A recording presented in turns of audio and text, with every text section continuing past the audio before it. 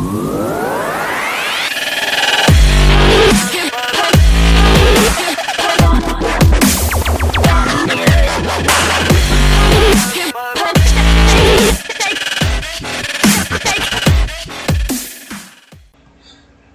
guys, welcome to the new episode of our HTML tutorial series. In this episode, we are going to discuss about CSS, HTML links, and HTML images. So let's begin. So we will first talk about CSS. So CSS stands for Cascading Style Sheets.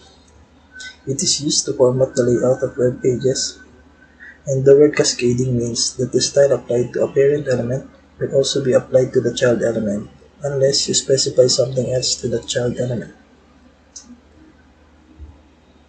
CSS can be added to an HTML document in three ways. First is the inline method, where we use the style attribute inside the HTML element. Next is the internal method, where we use the style tag or style element in the head section. Then lastly is the external method, where we use a link element or link tag that links to an external CSS file. So now, I'm gonna show you how to add CSS to an HTML document. So as we stated earlier, we have three different methods. So we will first discuss the inline method. So in inline method, we are going to use the style attribute. So we type style attribute, style, then the property we want to change. For example, we are going to change the color of the text inside the div element. Then we will put a value here, let's say red. Then we will save our file. We will name it as css.html. So after saving the file, we'll open it in our browser. So we can see that the color of our the text inside the div element is now red. So now we are done with the inline method. But before going to the next method, I will first show you why CSS is called cascading style sheet. So as we stated earlier, cascading means that the style applied to the parent element is also applied on the child element, unless you specify another style on the child element. So now, let's say we have a child element here, which is a paragraph. So this is a child element. So closing tag. So we can see that the paragraph element is a child, the div element. So the style here on the div element will also be applied here on the paragraph. So let's save this file. Then when we go to our page and then refresh it, we can see that the child element inherits the style from the parent element. But we can specify another style here on the child element by putting another inline style here. So we can say the color of this child element is green. So when we save our file, then refresh our page, so we can see that the child element follows the style inline to it. So now we are moving on to the next method, which is the internal method. In internal method, we need to use the style tag or style element. Then inside the style element, we can put the element that we want to change. So to target a specific element, we need to use the class attribute. So we can say that the class for this div element is div1. So we will just copy this name. Then if you to target a class name or a class, we need to add a period, then the class name, then curly bracket, then the property we want to change. So for example, we want to change the color to, you can say that it's orange. Then save the file. Then when we open our so we can see that the div element is now color orange. The text inside it is now color orange. So We can try to add another. So we can say that to target, for example, we want here EP paragraph. You see, then this a paragraph. When you target an element, you don't need to add a period, just the element name. Then we can say that the color here is red. So save the file. Then when we refresh our page, so we can see that the style for the paragraph is now uh, set. So now for the final method, we have what we call the external method. In external method, we need to use an external CSS file. Then we can call it on our HTML document by using the link tag. So we type link and then it is inside the head tags. So link and then rel attribute. The rel attribute is used by search engine to know the relationship between the style sheet and the HTML document. So we type here that this is a style sheet. Then the location of the name, the link that points to our CSS file. So we can say that the name of our CSS file is style.css. So here we have our external CSS file. So we will save this in the same folder label as our HTML document. So we name it style.css. So take note of the CSS extension. So save the file. So now we will also save this file.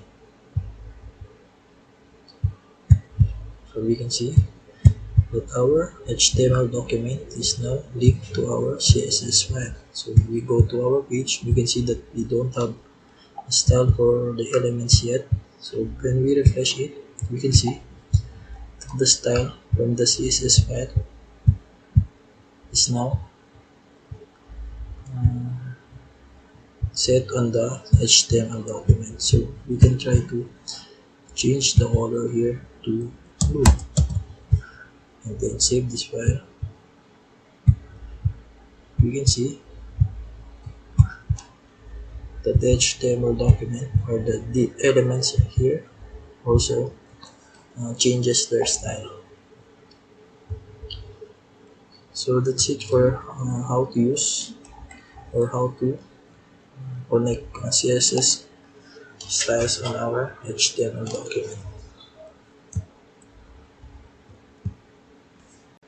So now we are done with the basics of adding CSS in our HTML documents. So we are moving on to our next topic, which is HTML links. So HTML links allows users to click their way to other pages. So we can use links to move from page to page or document to document. It does not need to be a text, so we can use other elements such as images. The A tag defines a hyperlink, so this is the syntax for HTML link. So the most important attribute of an A tag or A element is the href attribute, which indicates the link destination. So now we have two different HTML documents here. So as we stated earlier, we can use links to move from page to page or document to document. So here on our first document, we name it page 1. And then on this document, we name it page 2.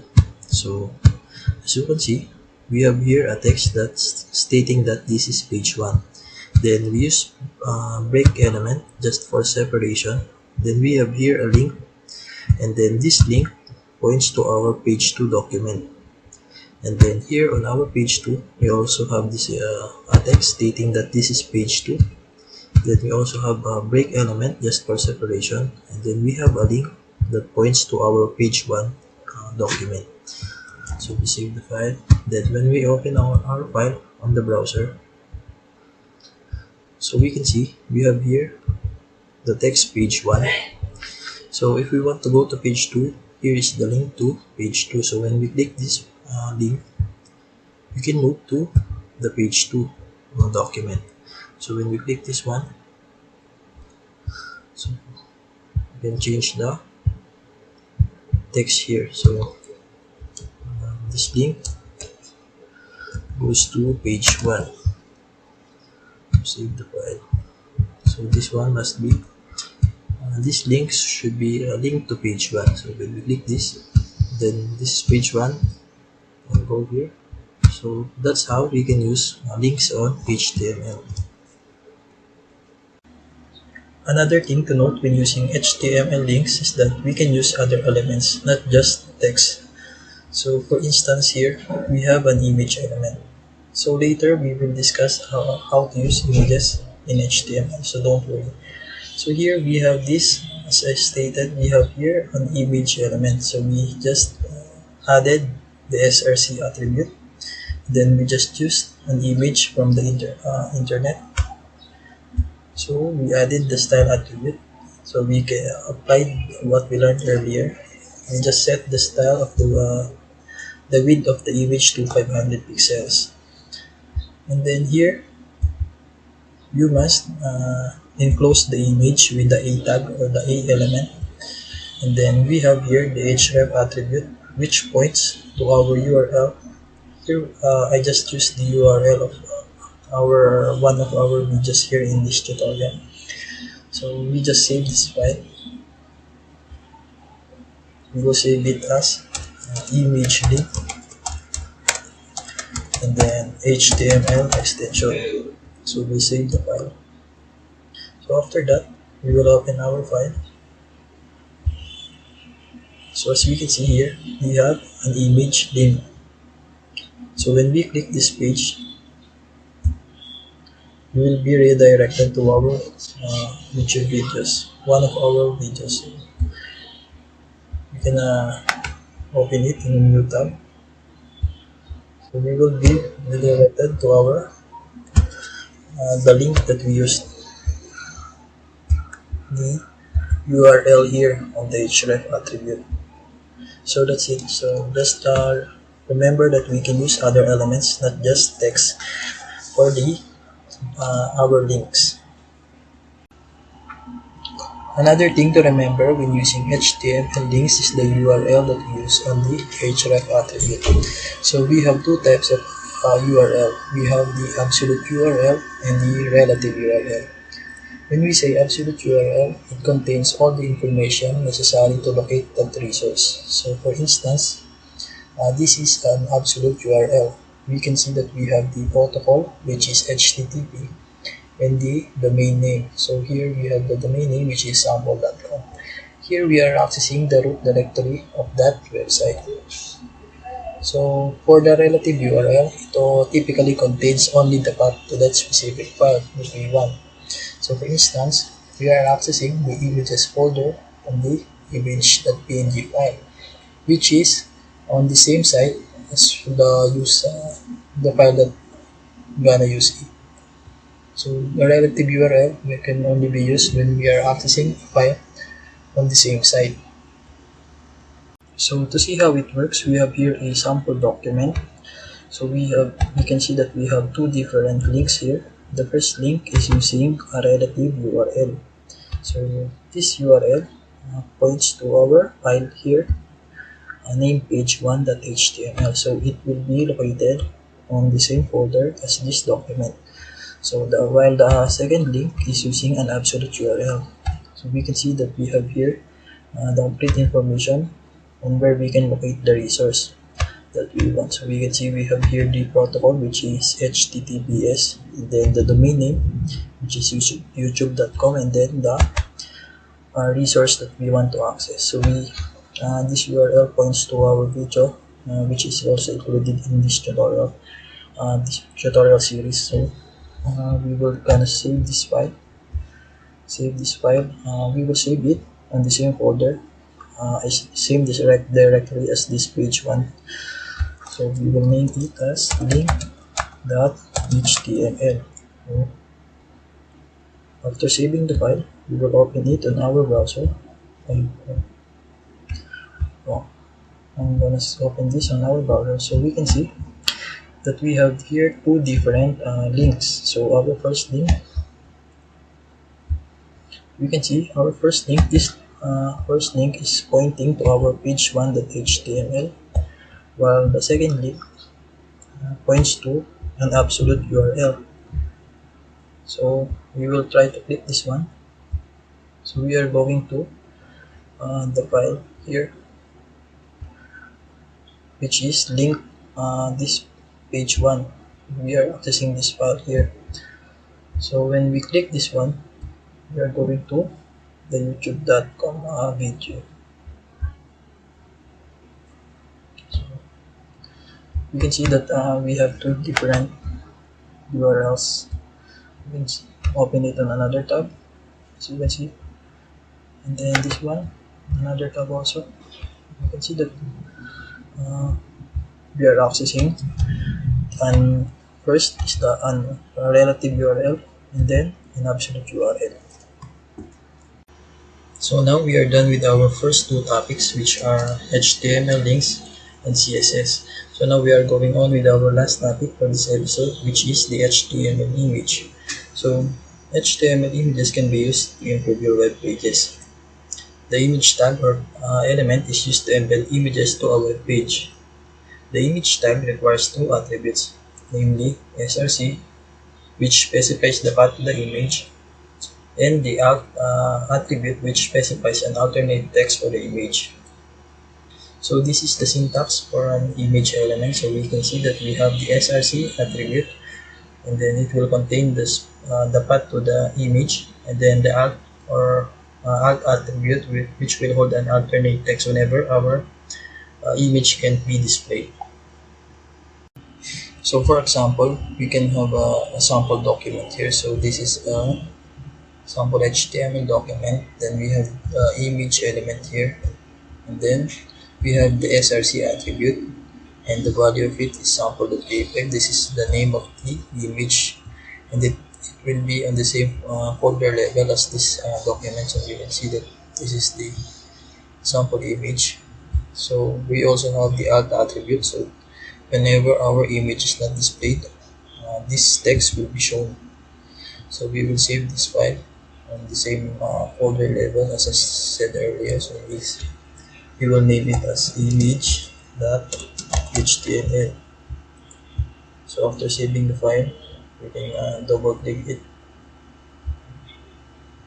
So we can see that the image now is shown on our HTML page. So after that, so we can try to put a wrong name here. We can see how the alt attribute works. So you can save the file. Then when we open our page and then refresh it, so this is the page. So we can see that the alt attribute, the text inside it, will be displayed whenever the image is not shown. So if the image can't be found.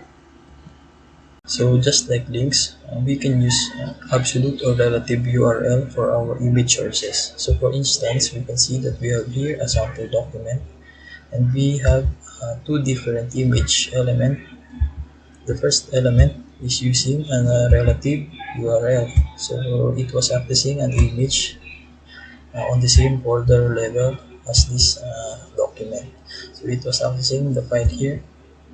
So we can use relative URL if we are accessing an image or a resource from the same site or same server. So while the other image is using an absolute URL, because here we are only accessing an image available on the internet. So we can save this file.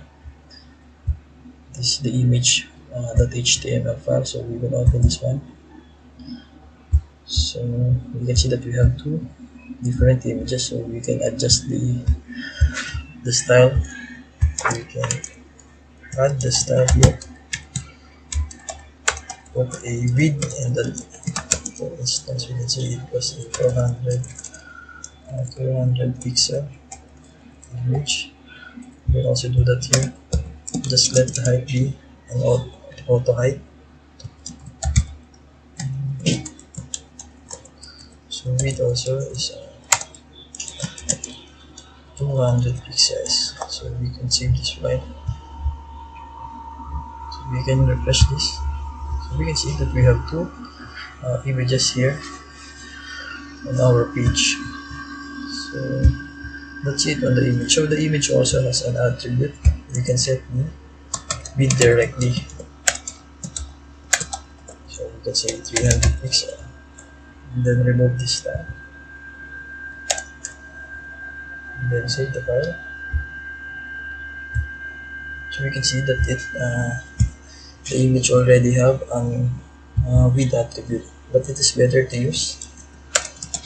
It is more advisable to use the style attribute. 300 pixels, and then save the file. Then refresh it. So we can see that we have images. One using a relative URL, or the other one is using an absolute URL. So that's it for this episode. If you have any questions or suggestions, don't hesitate to comment it below. And if you want to be updated on our future tutorials, just subscribe to this channel and also like and share this video if you like it. Thank you.